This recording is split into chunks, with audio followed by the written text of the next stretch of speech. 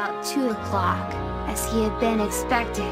Cute Cullen came in. "God save all here," said he. "Is this where the great Finkel lives?" "Indeed it is, honest man," replied Oana. "God save you kindly. Won't you be sitting?" "Thank you, ma'am," says he, sitting down. "You're Mrs. Nickel." "I suppose I am," said she, "and I have no reason, I hope, to be ashamed of my husband." "No," said the other, "he has the name of being the strongest and bravest man in Ireland, but for all that, there's a man not far from you that's very desirous of taking a shake with him. Is he at home?"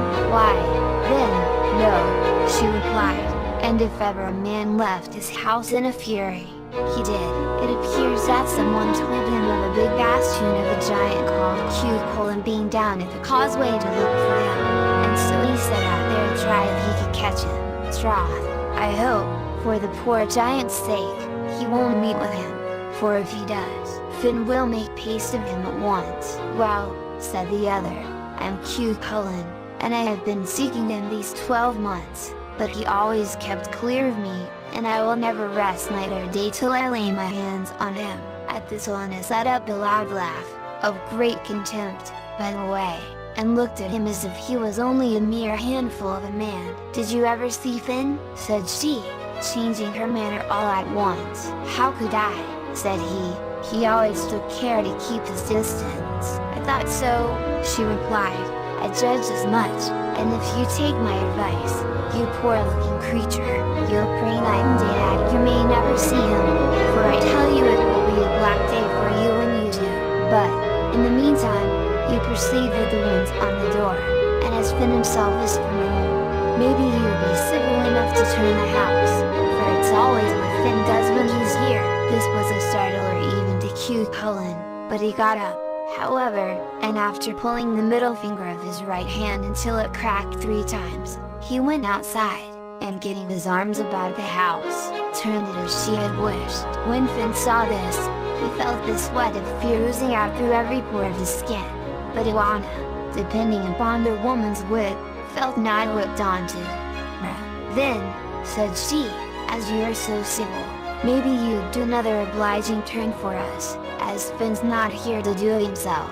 You see, after this long stretch of dry weather we've had, we feel very badly off for want of water. Now, Finn says there's a fine spring well somewhere under the rocks behind the hill here below, and it was his intention to pull them asunder, but having heard of you, he left the place in such a fury, that he never thought of it. Now, if you try to find it, drop I feel it a kindness."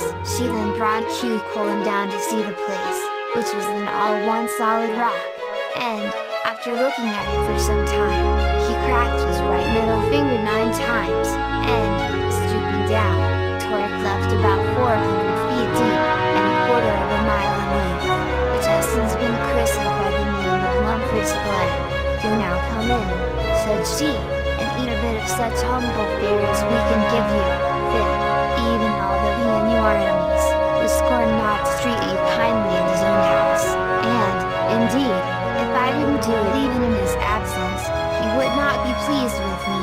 She accordingly brought him in, and placing half a dozen of the cakes we spoke of before him, together with a can or 2 of butter, a side of boiled bacon, and a sack of cabbage, she desired him to help himself, for this, be it known, was long before the invention of potatoes. Cute Cullen put one of the cakes in his mouth to take a huge whack out of it, when he made a thundering noise, something between a growl and a yell. "Blood and fury!" he shouted. "How is this? Here are 2 of my teeth out. What kind of bread this is you gave me?" "What's the matter?" said Oana coolly. "Matter!" shouted the other again.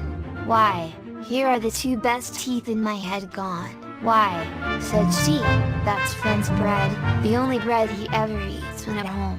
But, indeed, I forgot to tell you that nobody can eat it but himself, and that child in the cradle there. I thought, however, that,